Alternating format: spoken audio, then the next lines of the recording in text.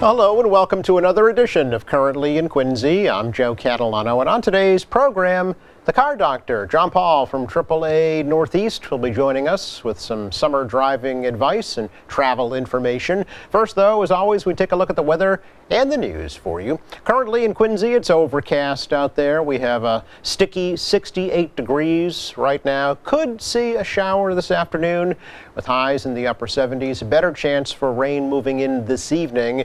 It'll be rather uncomfortable, too, with showers overnight and lows only in the mid to upper 60s. Then we begin a period of very unsettled weather, really for the next week or so. Starting tomorrow, the first half of the day looks pretty wet with rain and some thunderstorms, maybe some breaks of sun later in the day.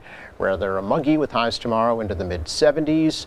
Sunday, kind of the reverse. It'll start out with a little bit of hazy sunshine, but then some afternoon storms will bubble up with a really warm, humid day on Sunday, highs into the mid 80s. Still unsettled here on Monday with some pop-up storms. Again, highs Monday in the sticky mid 70s, and that is the pattern really right through next week, with off and on thunderstorms every day and humid temperatures into the low and mid 80s. Again, just overcast in Quincy and 68 degrees right now.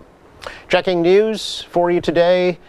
Well, Quincy has a new police chief today. Mark Kennedy was sworn in during a ceremony at City Hall earlier this morning, attended by his family, fellow officers, many city officials. Kennedy becomes the city's 18th police chief. He's been a lieutenant since 2017 and has been with the Quincy Department for 24 years. Kennedy succeeds Paul Keenan, who retired yesterday after a 40-year career. Now, the past 15 of those as chief. Keenan took the traditional last walk out of the police station yesterday. He was congratulated by his family, friends, and fellow officers. Keenan did reach the mandatory retirement age of 65 earlier this year. He even received a warm send-off by the State Police Air Wing. Well, the Quincy City Council this week wrapped up their final meeting before their summer break. Councilors met this past Tuesday night at City Hall for a number of routine year-end transfers and shifting of funds to balance the books before the start of the new fiscal year on July 1st. City Council President Noel DeBona said there was very little change to the mayor's proposed $405 million spending plan. Folks don't fully understand. You start getting into the budget. It's looking like probably between 90% is fixed. They're fixed costs. You start touching those items and you can really mess up the departments and the different line items in them. A lot of things are also contractually 3% increase across the board. So there was a lot of things in there like, schools and police and fire. Obviously, we took care of a lot of the pensions. It won't really give us a really good kick in for another couple of years, but the pension obligation and then obviously healthcare. Those are your 5 major big items, and those go up. Those go up in the millions every year. So I know a lot of folks said, well, the budget's been increased a lot. Well, this year, yes. And considering the fact that the workers took a 0% 2 years ago, so it's very difficult to make up for it. They get 3% across the board. This is all the city workers, police, fire, teachers, everybody across the board took 3%. Budget represents a $33 million increase over the current year's spending plan. DeBona expects that property values will rise more modestly than in recent years, which he says may lead to a lower property tax rate, but higher property taxes. City Council will reconvene in September. Quincy officials moving ahead with the next step in the redevelopment of Quincy Center. The administration's seeking to take the IHOP restaurant on the parking way by eminent domain and then construct a new parking garage. Mayor Thomas Koch says the new city-owned garage is seen as vital to keep the redevelopment moving ahead. That was always part of the plan on that side, the Urban Redevelopment District plan, which includes the taking to build another parking garage. We have one at Kilroy. There was always parking going to be needed on this side of the square, and this is part of that process. Eminent domain taking, the city will be required to help IHOP relocate if they so choose. That property is owned by LBC Developers, who also own the Nova Suites apartments and some other properties in downtown Quincy. City Council will take up that eminent domain request again this fall. Well, the new Yawkey Housing Resource Center that's being built across from Father Bill's homeless shelter on Broad Street in Quincy is nearing completion. The new center will provide 30 units of supportive permanent housing for chronically homeless individuals, along with a 75-bed emergency shelter, Mannett Community Health Center clinic, and day services, including addiction treatment, housing resources, and job training and placement services. Father Bill's and Mainspring's Executive Director John Yazwinski says the new center is a brand new model to bring an end to homelessness. We do it with a new service delivery model in a new facility, the Yawkey Housing Resource Center. This center will provide 24/7 care. It will focus on preventing homelessness. It will focus on diverting people when they're coming from other state systems of care. And if people still experience homelessness in our community and need an emergency shelter bed here, we will do our best to rapidly rehouse them immediately. It will have a licensed medical clinic operated by Mannett Health Center. And I know Cynthia Sierra and her team is here. We're excited to have you guys be part of this project.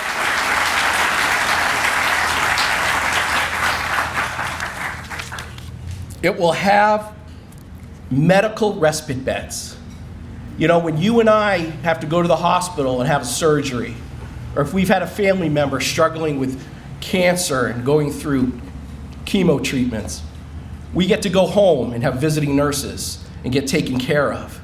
But when you're homeless and you don't have a home, you sit inpatient, even if you don't need to be there. And it's costly to the hospital. $26 million project received $16 million in city, state, and federal assistance and $10 million in private donations. The center is expected to open in late summer or early fall. Save the Harbor, Save the Bay has awarded $23,500 to several Quincy organizations to fund free events on Wollaston Beach this summer. Those grants are part of the organization's Better Beaches program in partnership with the state. This year's grant recipients include the Friends of Wollaston Beach, Asian Women for Health, Harvey's Saltwater Fishing Club, the Black Literacy and Arts Collaborative Project, Metro West Writers Guild, and St. Stephen's Youth Programs. Events this year will include free movie nights, DJs, circus performances, bike rides, Asian, Latin American, and Afro-Arabian cultural nights, physical and mental wellness workshops, and beach parties for kids and teens. In total, the Better Beaches program awarded over $317,000 to 92 organizations to fund programs on state-run beaches from Nahant to Nantasket. It's our check of news for you today. Coming up, the car doctor, John Paul of AAA Northeast, joins us. Happy summertime now that it's going to be cold and wet and damp for the next several days. all the things we look forward to in summer in New England, you know. So we're expecting this summer in general to be one of the busiest summer travel seasons we've seen ever. So, the numbers will be out probably in the next week or so about 4th of July travel, but we're expecting to see some big numbers coming up. Have you seen that manifest itself so far in travel in general? I know they're talking about, post-pandemic now. Yeah, absolutely. We've seen more and more, with Memorial Day travel, we saw some big numbers there. Just in general, talking to our travel agents, we're seeing bigger numbers. And I think what we're also seeing is this pent-up demand to sort of get out of New England a little bit at the same time. During the pandemic, a lot of people were staying close to home. So places like the Berkshires and Cape Cod and the Lakes regions up in New Hampshire had really booming times because people were still sort of staying local, staying away from airports and cruise lines and things like that. Where now we're starting to see travel at the airports to be bigger numbers than we have. We're starting to see the cruise ships being full again. People kind of just want to go someplace other than their backyard, it seems like. And in terms of cost, how is it running in terms of this inflationary period that we're in as compared to years past? Well, it's kind of interesting. A year ago, a gasoline was almost $5 a gallon. It was $4.95 a gallon nationally, and just about that here in Massachusetts. Now we're seeing gas about $1.40 less. This morning, I think gas was $3.58 a gallon. So gasoline, relatively comparing apples to apples, is quite a bit cheaper than it was last year. But overall, we're seeing reports of about 18% increase in costs of travel. So that's hotel rooms have gone up, rental cars have gone up, things like that. So although we're saving in gasoline costs, the other side of the travel equation, prices have gone up some. Right, and I know we're seeing that in cost of airfare as well, right? Those really have not come down much at all. Not really. Even if you, and I guess a frugal Yankee is a polite way to say it. And when I travel, I tend to travel to discount airlines, Frontier, Allegiant, all the cheap ones that I can find if I do travel. And even their numbers are still a little higher than they have been. And you have to kind of really pay attention to, where seats are available and things like that. There are some deals to be had, but you have to pay attention. What's happening in the the world economy when it comes to the price of oil? I know that there's been some controversy about production cuts by OPEC.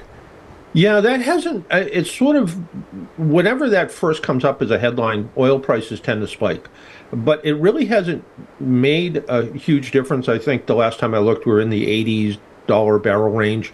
Ideally, everybody seems to think, it would be best if we were $65, $68, $69 a barrel. So we're higher than we should be, but it, again, hasn't made a huge effect in the retail oil prices because, in general, gasoline consumption is down a bit over the past couple of years. So cars are getting better fuel economy. People are looking at alternatives, things like that. So the world use of gasoline and oil is down a little bit. So, and we always think about what happens locally, but you have to look at gasoline and oil as a worldwide commodity, and depending on what's happening in the rest of the world. So, we are going to see some variations. A lot of times we'll start to see gas prices and oil prices start to drop as we get into the fall. Not sure if that's going to happen this year yet. Usually right around now, we start to see the prices start to go up, and they sort of level off over the summer. So, right around 4th of July, the week after that, we tend to see the highest prices, and then they sort of stick that way for a while over summer travel season. Time will tell if that's the case, but it still really is as complicated as gasoline and oil prices are with what's going on in the world, geopolitics and all that. It still comes down to supply and demand. And if the supply is strong, or at least sufficient, and the demand is steady, prices tend to hold pretty steady. If all of a sudden demand spikes up or the supply drops off because of either what's going on with OPEC Plus, or there's a major refinery issue or a transportation issue, I mean, even the Route 95 highway collapse potentially could cause some issues with transportation of oil. I mean, there's ways, obviously, around it, but that could cause some short-term spike in oil and gas prices, specifically where those tanker trucks feed those gas stations in that area. Do you think we're finally maybe starting to see at least some impacts from, you mentioned it already, alternative energy sources, electric vehicles, hydroelectric power, wind power, solar power? Is it starting to kind of chip away at the fossil fuel industry? Yeah, all of those things do to a small extent, certainly. 30 years ago, we were seeing cars that got, 15 miles per gallon. If you went on a trip and you got 20, you were happy. Now, a lot of cars out on the highway are getting 30 miles per gallon easily. Hybrids are getting 50 miles per gallon. Electric vehicles, which in most cases are not primary transportation for a lot of people. Usually it's a second vehicle, although it may get used 6 days a week, and the 7th day they take the gasoline car for a long run somewhere. But all of those things certainly do. Hydroelectric, where it's available, can certainly help offset any of those costs. And also there was talk, and I haven't heard a lot more about it, but adding another 5% ethanol to the gasoline, adding ethanol rather than using crude oil or to make gasoline, takes 5% of that off the market. The downside of it is when you put 15% ethanol fuel in your car, you get about 3% less gas mileage. So you use more gas. Although we're using less crude oil when we do that. And I'm sure the corn producers are happy to be selling their corn to make ethanol. Sure. Let's talk a little bit about how to get the most out of the vehicle that you have, however it is powered over the summer months, some things to be aware of.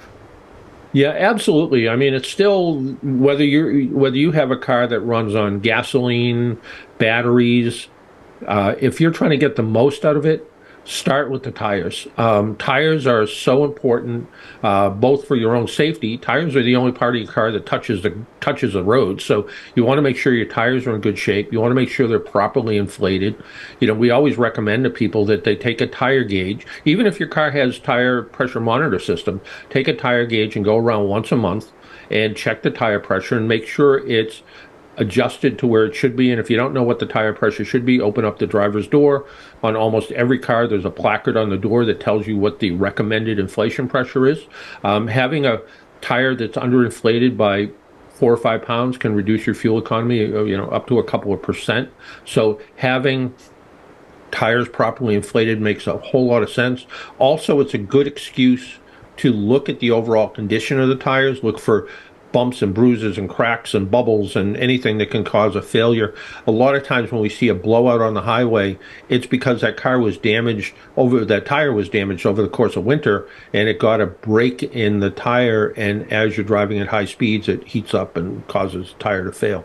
So really pay attention to tires. The other thing is, all manufacturers try to save weight in their cars. If you can save weight, you can save fuel. And if you use your car as a storage locker, so you have, all kinds of stuff in the back or in the trunk or whatever the case is, all that weight adds up to reducing fuel economy, which is one of the reasons why vehicle manufacturers are slowly removing spare tires, because a spare tire is, 50 pounds of excess weight that can be replaced with a little air compressor, which doesn't work really well if you get a blowout. But on the other hand, it does save some weight and increases fuel economy. So if you have the opportunity to, if you look in the back of your SUV or the trunk of your car or whatever the case is, and and it looks like, somebody opened the door on a Storage War show because it's just jam full of stuff, you might want to go through that and just see what you really need. Same thing if you're still driving around with that ski box on the roof of your car from ski season, take it off. Those can reduce fuel economy depending on how aerodynamic or unaerodynamic they are by 20 or 25%. So whenever you can try to make your car a little bit more fuel efficient, you should try to take advantage of it. Also, depending on the car, if you're driving at low speeds, driving with the windows open, enjoying the fresh air, maximizes your range on an electric vehicle as well as maximizing your gas mileage. Out at highway speeds, things change a little bit. When you have the windows open, it affects the aerodynamics. So close the windows and turn the AC on. You'll get better gas mileage because of that. So, and of course, you'll get the best gas mileage if you close the windows and don't have the air conditioning on. But depending on summer travel season, you might not want to do that. Also, sometimes you'll see people that have pickup trucks and they'll leave the tailgate open, yes, thinking they're going to get better gas mileage, when in fact it actually takes away fuel economy. Interesting. All the aerodynamic tests show that when the tailgate is open, it actually causes a little bit of drag on the car, on the truck. When it's closed, it actually reduces that. The air goes right over it. It's not designed to leave it open, right? Yeah, it's designed to close, exactly. Yeah. So whatever you can do to try to improve your fuel economy, always the best. And then you can get crazy. You can, clean cars get better fuel economy. So, is that wash true, and wax John? your car. Why is that? Why is that true? Only if you're driving about 1,000 miles an hour. Okay. Every kind of old wives' tale has a little kernel of truth in it, Yeah. and there is a little bit of truth in that. If you drove exclusively at highway speeds, maybe you'd get a smidge better fuel economy if your car was clean, but realistically, probably not. Okay. But as far as regular car maintenance, we had kind of a weird winter. We had not a lot of snow, but we had some cold weather. If you've turned your windshield wipers on lately and they squeak and they creak and they make all kinds of noise, go buy a set of windshield wiper blades. They've gotten a little bit more expensive. Warn everybody that you might be surprised how expensive windshield wiper blades have gotten. Like everything, right? Yeah. Like everything. Yeah. I just replaced the wiper blades on my own car, which were not quite a year old, but when I was kind of cleaning the windshield one day, I looked down at one of them and it was starting to almost fall apart. Huh. So they've got more expensive, but not better quality. Not necessarily. Yeah. But I went to the auto parts store, bought a good set of wiper blades. I think both of them were, $40 or so combined. Yeah. Came home, put them on, and, drove in the rain, and it was a pleasure to be able to see where you're going. Well, that's a good point. It's a safety issue more than anything, right? It really is. Yeah. It really is. And if you are driving for a long period of time, and even though the wipers might be working okay, but they're squeaking and chattering, it'll drive you crazy. Put new wiper blades on so they're clean and cleans the windshield properly, and they're good and quiet, and do everything you should do. And the other thing is, we talk about electric cars and how good they are and how they require very little maintenance, which is absolutely true. But tires on electric cars wear out a little bit faster because of all the weight. Oh. So there is a little bit of maintenance on electric cars. Some electric cars have cooling systems that cool the batteries that require maintenance. Depending on how old your car is, if it's 2 or 3 years old, it may need a cooling system maintenance performed on the battery system.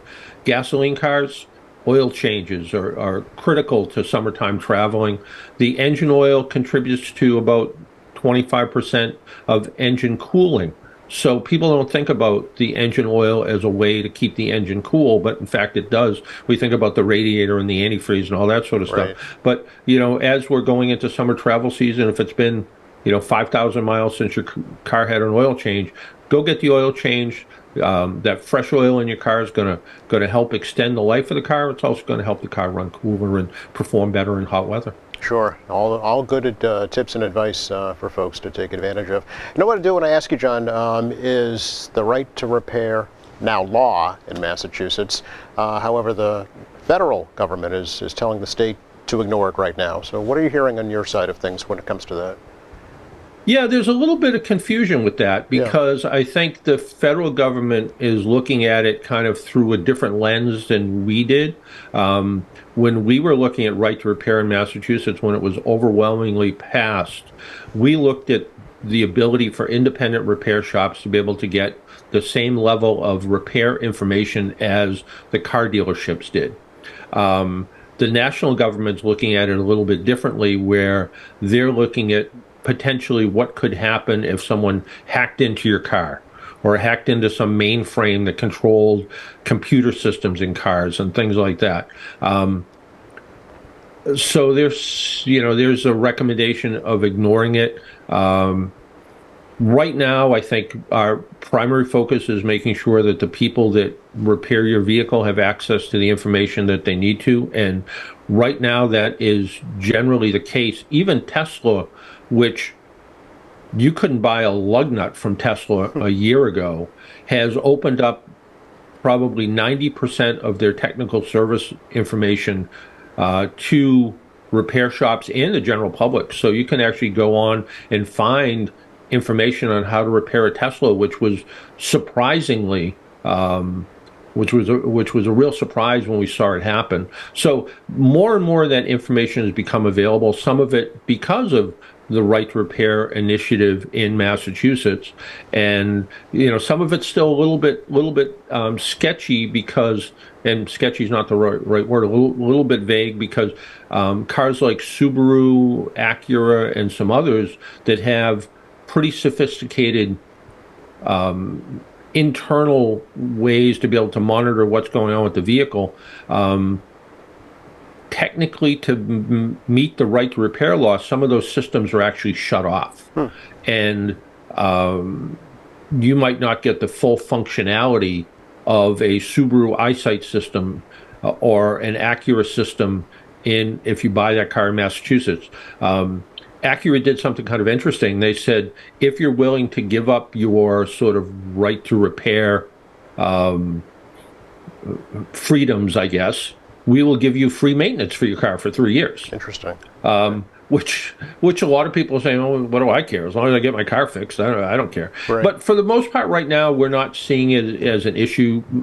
Most good repair shops can repair just about any car out there with the information that's available. There are some things that become a little bit tricky, but even talking to people that fix exotic cars like Lamborghinis and Ferraris have been able to find the information they need. So I think right now it's sort of a little interesting thing, and I will say that when I heard the federal government say, ignore the right to repair, and they use a word, there could be some some bad people or something that could be out there that could cause a problem. Was that driven by the vehicle manufacturers? I don't know. But I think right now, especially when you go back to Tesla for a minute, when you look at Tesla, they don't have a huge service network, and their cars have been on the road for nearly 10 years now, and they're going to need some repair. Electric motors wear out, internal electronics, things like, all the fancy stuff inside, the climate control and all that sort of stuff inside the car are going to need repairs performed over time. And by saying, hey, independent shops, here's the information you need to fix our cars, it sort of expands their service network, which is a plus for them. Sure. Finally, John, school's out, kids are out and about, maybe some quick, just safe driving practices that folks should keep in mind. Yeah, this is referred to between the time of Memorial Day and Labor Day. We call it the 100 Deadliest Days because, first off, there's a lot of young people that have just gotten their driver's license that don't have any experience. It takes about 5 years to get good at driving. But also for us that have been driving for a long while, follow the same rules. Keep your eyes up, look down the road, scan back and forth, turn your headlights on for better visibility. Not just when it's raining. We have a law in Massachusetts, lights on with wipers. But that means all your lights, so turn your, not just daytime running lights, so all the lights on the car. So you want to make sure that, you're practicing good, safe driving, stick to the speed limit, slow down when you need to. And for pedestrians too. People forget that, pedestrians are supposed to walk facing traffic. Bikes are supposed to ride with traffic. The things we all learned in grammar school, somehow we forgot as adults sometimes. So it's shared responsibility. We all share the road together, so there's rules we need to follow.